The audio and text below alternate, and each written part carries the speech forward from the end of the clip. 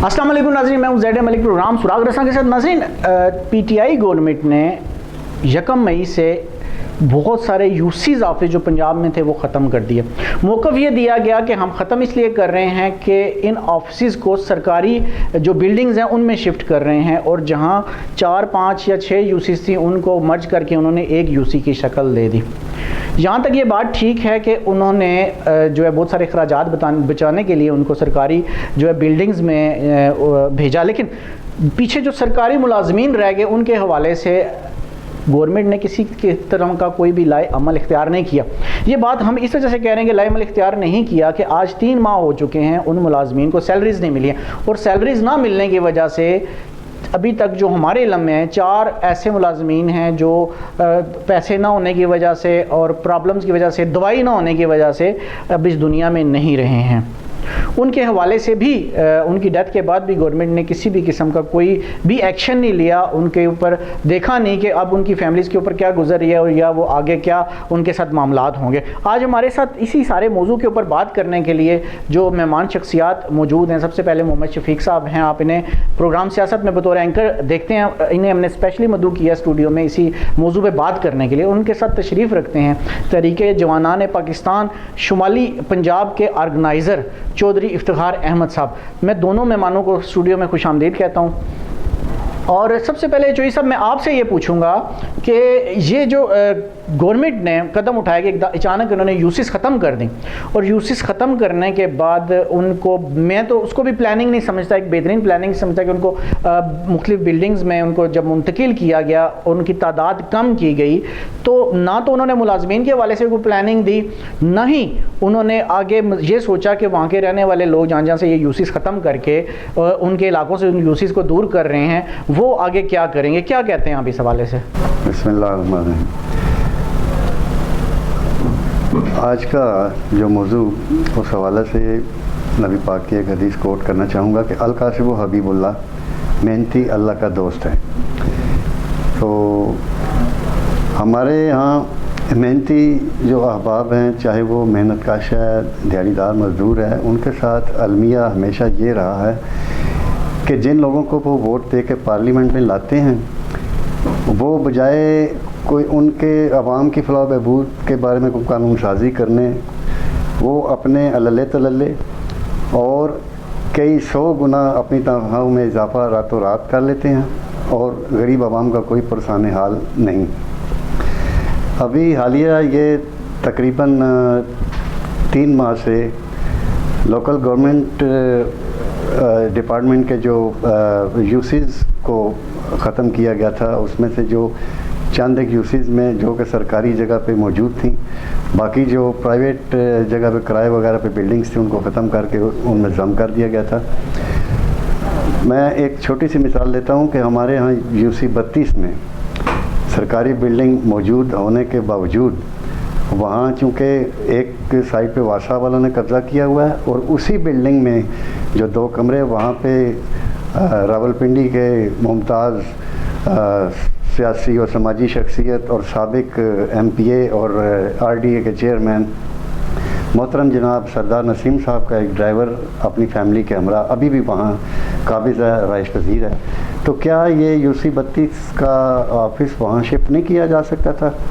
अब यूसी 32 का जो ऑफिस के मामलात हैं वो यूसी 43 में गुवाहाटी बाज़ार की तरफ शिफ्ट कर दिए गए, करतारपुरा में करतारपुरा कर दिए गए। अब देखिए, करतारपुरा जो है वो यूसी 32 जो है अमरपुरा, इन दोनों के दरमियान मरी रोड जैसी मसरूफ तरीन शाहरा है, और वो वहाँ पे आपको पता है इस पूरे रोड का जो कि रावलपिंडी का मरकजी रोड कहला सकता है, शहरा कहला सकता है, उसके ऊपर कोई भी ओवरहेड ब्रिज नहीं है। एक अलग से नहीं है, यहाँ से किसी भी अगर शख्स उस रोड क्रॉस करनी हो, अच्छा जवान आदमी, एक्टिव शख्स भी उस रोड को क्रॉस करने में आधा घंटा लगा लेता है, क्योंकि ट्रैफिक की रफ्तार इतनी ज़्यादा उस रोड के ऊपर होती है, क्योंकि मेन शाहरा है। तो आप ये हिसाब लें, जब एक नौजवान शख्स इतनी आसानी से उसको क्रॉस नहीं कर सकता, तो फिर जो बच्चे या औरतें अगर किसी कोई काम उन्हें यूसी में पड़ जाए तो वो कैसे उसको क्रॉस करके उस यूसी तक पहुँचेंगी? तो इस यूसी से दूसरी यूसी में ऑफिस को ट्रांसफ़र करना, मैं कहता हूँ ये भी किसी अलमिया से कम नहीं है इस यूसी के लिए। जी, उसमें मकसद सबसे पहली बात तो ये है कि हमारे जो ये नाम निहाद ब्यूरोक्रेट्स जो सर्द कमरों में बैठ के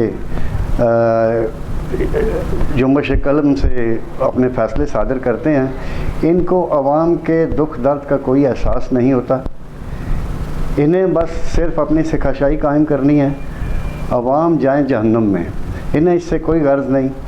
अभी आपको पता है कि ये यूसीज़ के मामलात में जो पहले 2002 में जब मुशर्रफ दौर में ये सिस्टम शुरू हुआ था, उसमें लोगों ने सुख का सांस लिया था, तो डोर स्टेप पे उनको सहूलियात मिल रही थी।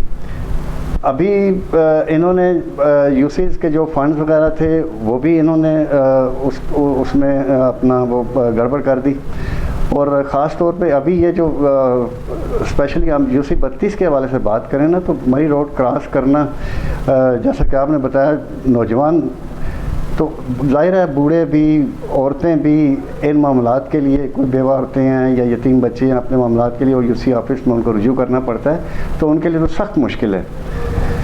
तो क्या जी साहब क्या देखते हैं कि उनके लिए सख्त मुश्किल तो है, लेकिन इन्होंने चेंज कर दिया है, ऑफिस शिफ्ट कर दिया, और ये सोचा भी नहीं है कि इतनी ज़्यादा मुश्किल जो सूरत हाल इनके सामने आ जाएगी, उसको कैसे इसे नबर्द आजमा हो सकेंगे, या ये कैसे इस मसले को हल करेंगे। नजरी बतनों पर हल करना भी नहीं, रिप्रेजेंटेटिव जो होते हैं वही हल करते हैं, लेकिन रिप्रेजेंटेटिव जो नुमाइंदे हैं उनकी तवज्जो इस सारे मसले के ऊपर है ही नहीं है। तो मोहम्मद शफीक साहब, आपसे भी मैं ये पूछूंगा कि आप क्या कहते हैं कि इस तरीके से कि जैसे हमने प्रोग्राम के शुरू में जिक्र किया कि 3 माह से सैलरीज ही नहीं मिली हैं, लोग फाकों की नौबत उनको आ चुकी है सरकारी मुलाजमीन के, और कोई पुरसाने हाल ही नहीं है उनका। मलिक साहब, पहली बात तो ये है कि यूसिफ अगर एक्टिव होती, ना पुराने पाकिस्तान में हुई हैं ना नए पाकिस्तान में हुई हैं।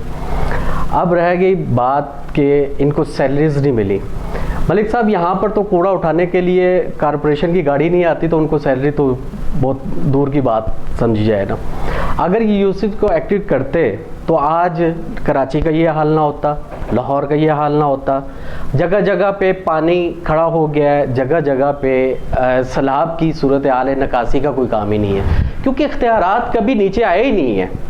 इख्तियारात ऊपर ही रहे हैं और सब ब्यूरोक्रेट्स के पास रहे हैं, नीचे इख्तियारात आए नहीं है। नीचे वालों को मेरा तो खाली, मैं तो यही समझता हूँ कि शायद यूसीज़ को सिर्फ ये बोर्ड लेके बना देते हैं, बनाने के बाद एक नाम उनको मिल जाता है, बल्कि एक टैग लग जाता है कि आप फलानी यूसीज़ के चेयरमैन हैं, वाइस चेयरमैन हैं। उसके बाद उनको ना कुछ दिया जाता है, ना उनसे कोई काम लिया जाता है, बल्कि उनको बस एक टैग बना के रख दिया जाए। मेरे ज़ाती ख्याल में तो यही है मलिक साहब। बिल्कुल, यूसीज़ का बहुत ज़्यादा फाल किरदार हमें नज़र नहीं आया माजी के अंदर कि हमसे कैसे कि उन पर बड़ा फ़ायदा हासिल है। लोकल गवर्नमेंट्स तो टूट चुकी हैं, लेकिन यूसीज़ में जो दफातर थे कम अज़ कम वो रजिस्ट्रेशन मुख्तलिफ़ किस्म की, जैसे किसी के निकाह नामे को रजिस्टर्ड कर लेना, जो मुख्तलिफ़ बच्चों की पैदाइश में उसकी होती थी, मुख्तलिफ़ किस्म की तस्दीक भी किया करते थे ऑफिस, उनके भी दूर हो जाने से देखेंगे बहुत सारा प्रॉब्लम खड़ा तो हमें लग रहा है। लेकिन इस वक्त जो सबसे ज़्यादा डिस्कस करने वाली बात है वो इन मुलाजमीन, जो यूसी मुलाजमीन फारिग हो गए हैं, क्योंकि यूसी जब जम की गई है तो बहुत सारे मुलाजमीन जो हैं वो अब दफातर में नहीं जा रहे, घरों में बैठे हुए हैं, लेकिन उनका अब स्टेटस क्या है, उनका फ्यूचर क्या है, उनको सैलरीज भी नहीं दी जा रही। ये एक बहुत बड़ा सवाल हमारे सामने खड़ा हो चुका है, और हम बिल्कुल भी जितने भी जो मुलाजमीन हैं वो बार बार हमसे भी रब्ता कर रहे हैं, मुख्तलिफ और जगहों पर भी ज़ाहिर बात है वो रब्ते कर रहे हैं, वो एप्लीकेशंस दे रहे हैं, दरख्वास्तें दे रहे हैं, लेकिन कोई भी उनका पुरसाने हाल नहीं है, कोई भी जो है वो उसकी तरफ नहीं दे रहे। क्या इसका क्या फ्यूचर आप क्या देखते हैं कि क्या हो सकता है इनके लिए? सर, इसमें जो तो फारिग कर दिए ना उनको तो छोड़ दें आप, जो इनके क्लरिकल स्टाफ ऑफिस में बैठा हुआ है, आप यकीन करें कि हर यूसी सेक्रेटरी के पास चपरासी नाम की कोई चीज़ नहीं है, तो उसे रोज़ाना की जो डाक वगैरह या फाइल्स वगैरह जो अपने वो सीनियर्स के पास लेके जानी होती है वो खुद बनफ़से नफीस लेके जाएगा। लेकिन उस सूरत में क्योंकि चपरासी वगैरह मौजूद नहीं है, उसे ऑफिस को ताला लगाना होगा, वो अपने ऑफिसर्स के पास जाएगा वो डाक वगैरह लेके, और पीछे जब आम साइल आएगा तालाबंदी की वजह से वो रुल जाएगा। तो इस हुकूमत का सिरा पैर कुछ समझ में नहीं आ रहा। मैं सियासी मुखालफत से हट के मैं गैर जानिबदार बात करूँगा कि यूसीज़ के मामलात में ये जो इनके वर्कर्स वगैरह, कोई भी सियासी पार्टी है, जो वर्कर्स वगैरह होते हैं इनको टिकट वगैरह दे के ये बल्दियात के इलेक्शन में ले आते हैं, उनको सेटलमेंट करके उसके बाद ये फंड्स वगैरह का जब इशू आता है तो ये MNAs और MPAs को बांट दिए जाते हैं, बंदर बांट कर दी जाती है। तो फिर उस पे सितम ये अभी ये दौर छोड़ें, आप गुज़श्ता दौर देख लें, नवाज शरीफ का दौर देख लें, जरदारी साहब का दौर देख लें, बनी हुई तैयार गलियां पुलियां नाले वगैरह इन्होंने 1 साल बनाए, 2 साल बाद दोबारा तुड़वा के और दोबारा तामीर शुरू कर दी, नाम की तख्तियाँ बदलने की खातिर, और मुल्क और कौम का जो सरमाया अरबों रुपए का सरमाया ज़ाया किया गया। तो क्या ये अगर इस जहां में इनको कोई पूछने वाला नहीं तो आगे तो जवाब देना पड़ेगा। तो आपने बड़ा अच्छा पॉइंट उठाया। मैं आपसे भी पूछूंगा, यूसीज को जो फंड्स दिए जाते हैं, कहा तो ये जाता है कि इसके ऊपर पूरा चेक एंड बैलेंस होता है, लेकिन हमने यूसीज में देखा कि जब भी फंड्स आते हैं यूसीज के अंदर, उसके जो अखराजात दिए जाते हैं या उनके ऊपर जो भी तरक्याती काम किए जाते हैं उसके ऊपर किसी किस्म का ऑडिट नहीं बिठाया जाता। ऑडिट हमने होता अभी तक देखा नहीं है। अभी कुछ टाइम पहले वो यूसीज के जो हैं वो ख़त्म कर दी गए हैं, जितने भी चेयरमैन वगैरह थे बल्दियाती वो ख़त्म कर दिए, नए इलेक्शन होने जा रहे हैं। तो फ्यूचर में क्या देखते हैं कि कुछ बेहतरी आएगी फंड्स के हवाले से, उसके ऊपर कोई चेक एंड बैलेंस फ्यूचर में रखा जाएगा?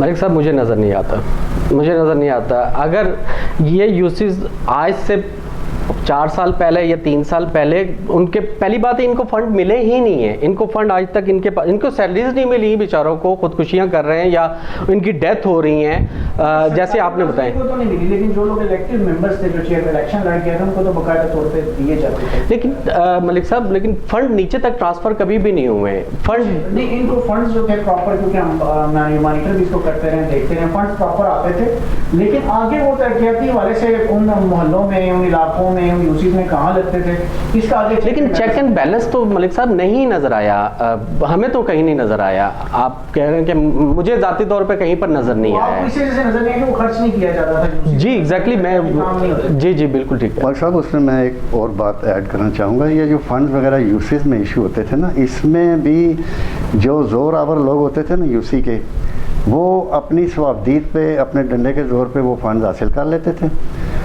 और उसके अलावा जो आगे उनके चमचे वगैरह होते थे, जो मुतलका ठेकेदार वगैरह जिसको वो ठेका मिलता था, वो उसको जनाब दबा के ब्लैकमेल करके वहाँ से भी वो अपना हिस्सा निकाल लेते थे।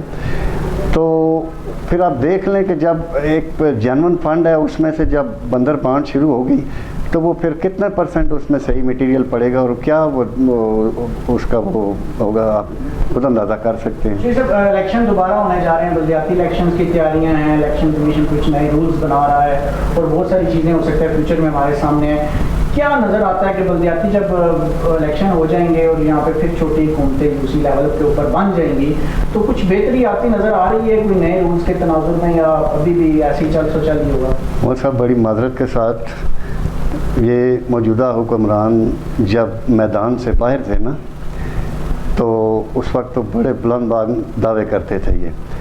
तो अभी जब इन्हें अल्लाह ताला ने एक मौका दिया, या अवाम की ये समझ लें आपके नाअहली की वजह से ये लोग मुसल्लत हो गए, तो इनको चाहिए था कि ये अवाम के दुख दर्द का मदावा करते, लेकिन इन्होंने उसके बरअक्स जो गुज़श्ता हुकूमती अदवार में जो करप्शन हुई, जो यानी कि मामलात बिगड़ा गया, इन्होंने तो उसको इंतहा तक पहुंचा दिया। असल में ये माफियाज शुरू से हुकूमतों पे इन्वेस्टमेंट करते आ रहे हैं, और जब भी कोई हुकूमत आने वाली होती है उस पर ये इन्वेस्टमेंट करके उनके साथ अटैच हो जाते हैं। बाद में फिर ये अपने फ़ैसले सादर करवाते हैं। हुकूमत का मौक़िफ़ इलेक्ट होने से पहले कुछ और होता है, जब सिलेक्ट हो जाती है तो उसका मौक़िफ़ में तब्दीली आना शुरू हो जाती है, क्योंकि मजबूरी है उनकी। अभी ये मौजूदा हुक्मरानों के साथ भी यही हुआ। आज देख लें आप, चीनी आपको छोटे आम दुकानदार के पास नहीं मिलेगी, और अगर मिलेगी भी तो 105 रुपये किलो से ऊपर मिलेगी। इसी तरह आप पेट्रोल को देख लें, पेट्रोल का ये गुज़श्ता चंद महीना डेढ़ पहले क्या किस तरह का चक्कर चलाया गया, शॉर्टेज की गई और मनमानी कीमत बाद में उन्होंने, जी हाँ। तो अभी ये आप बिजली के बिल वगैरह देख लें, उस पर क्या क्या सितम ढाए जा रहे हैं। नित नए टैक्सेस आवाम से वसूल किए जा रहे हैं। डंडे शफीक साहब तो एक बिजली के ऊपर बड़ा धमाकेदार किस्म का प्रोग्राम भी करने लगे हैं। जी जी, उन्होंने काफ़ी इसके ऊपर वर्क किया है। शफीक साहब, बिजली के ऊपर तो आप वापडा के ऊपर छाए हुए, आप काफ़ी इन्वेस्टिगेटिव स्टोरी पे काम कर रहे हैं। मलिक साहब, ये जो टैक्सेस आ रहे हैं, मैं इसके बारे में आपको बताऊं, आप हैरान हो जाएंगे कि ये टैक्सेस, मैं आपको बताता हूँ, एक छोटा सा आपको सिर्फ अभी बता देता हूँ कि जो एक टैक्स आता है ना, income tax, general sales tax, further tax, Neelum Jhelum surcharge tax, फलाना टैक्स, धमकाना टैक्स, ये तकरीबन 11 किस्म के टैक्सेस हैं। अब ये टैक्सेस होता क्या है, टैक्सेस ये है कि मतलब इतने टैक्स क्यों हैं, मैं उसके ऊपर आपको सिर्फ थोड़ा सा शॉर्ट में आपको बता देता हूँ कि एक टैक्स पहले इनकम टैक्स लगा है ना, इनकम टैक्स लगने के बाद आपका फर्दर टैक्स जो आया ना, वो इनकम टैक्स और जीएसटी को मिक्स करके फिर आपका फर्दर टैक्स आ जाएगा।